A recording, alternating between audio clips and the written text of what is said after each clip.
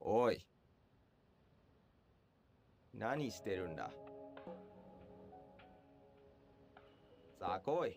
その目を労働に向ける時が来た。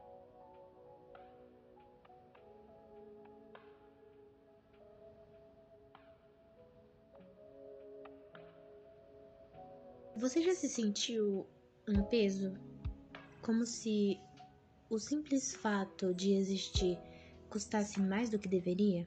Como se cada passo exigisse uma força invisível e cada pensamento viesse cansado, sem nome, sem forma. No Museu da Lua, uma nova exposição se abre e ela começa com um livro. Essa é a história de A Metamorfose de Franz Kafka. Gregor acorda e percebe que seu corpo se transformou, mas sua mente continua lúcida. Ela pensa, sente, lembra, se preocupa com o trabalho, com a família, com o que vão dizer. A tragédia não tá na monstruosidade, tá na consciência dela. Kafka escreveu esse livro em 1915, mas ele atravessa o tempo como se tivesse sido escrito agora. Ainda hoje, muitas pessoas carregam esse desconforto silencioso de existir, essa sensação de inadequação, de não conseguir acompanhar o ritmo do mundo. Em 2021, o artista Bo Burnham lançou um especial chamado Inside, gravado durante a pandemia dentro de um único cômodo, sem equipe e sem aplausos.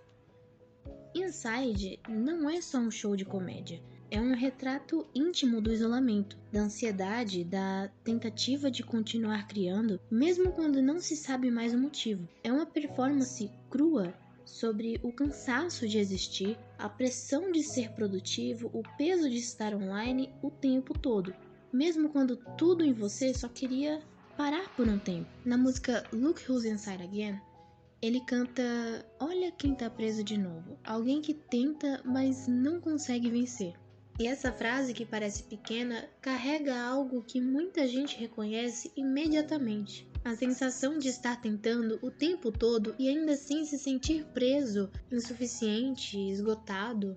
O quarto de Burnham, assim como o de Gregor, vira um espelho, um espaço pequeno onde cabe o mundo inteiro.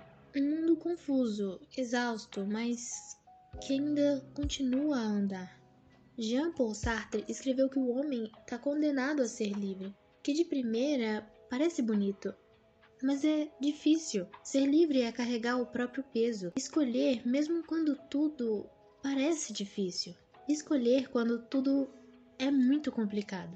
Albert Camus, em O Mito de Sísifo, fala sobre o absurdo da vida, do contraste entre o nosso desejo de sentido e o silêncio do universo. A pedra de Sísifo é a nossa rotina, os nossos começos e recomeços. A gente empurra essa maldita pedra todos os dias, mesmo sabendo que ela vai rolar de volta.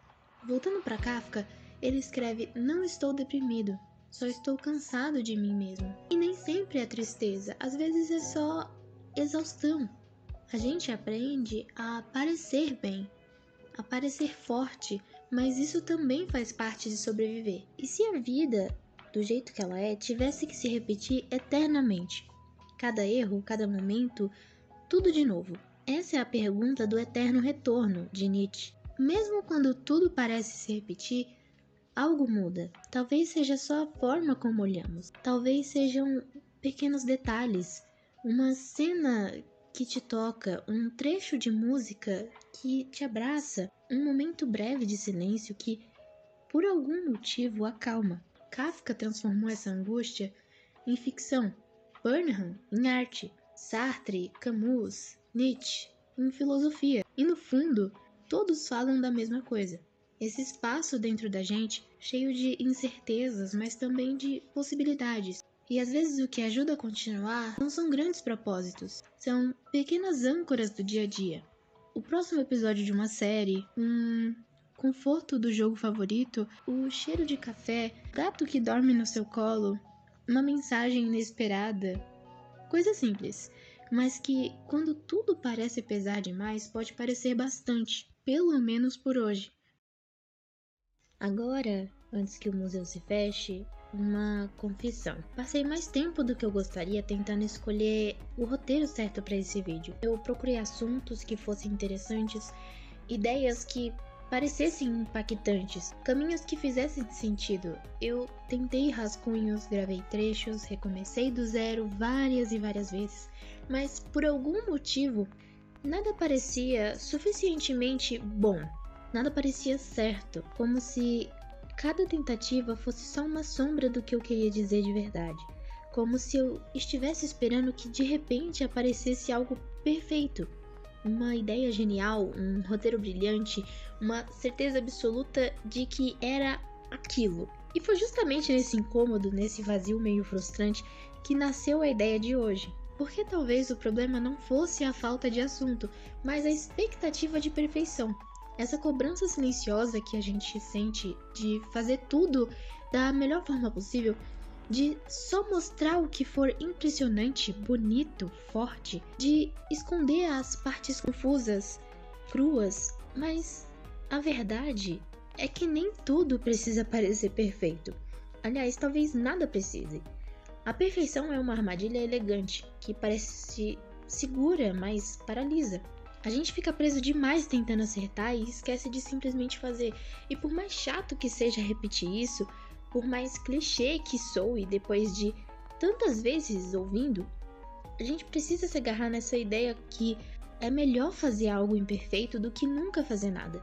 Porque se esperarmos pela luz ideal, pelo momento exato, pela coragem plena, talvez a gente nunca acenda nenhuma vela. E às vezes uma pequena vela, por menor que seja, já é o suficiente para mudar a escuridão de um cômodo. Não resolve tudo e nem mostra tudo, mas nos lembra que há um caminho, que há presença e que há um recomeço. Então hoje o que eu trago é isso, uma tentativa simples, um gesto, uma pequena luz. E com isso, o museu, após essa breve exposição, fecha as portas, abaixa as cortinas e desliga as luzes. Eu espero você na próxima expedição.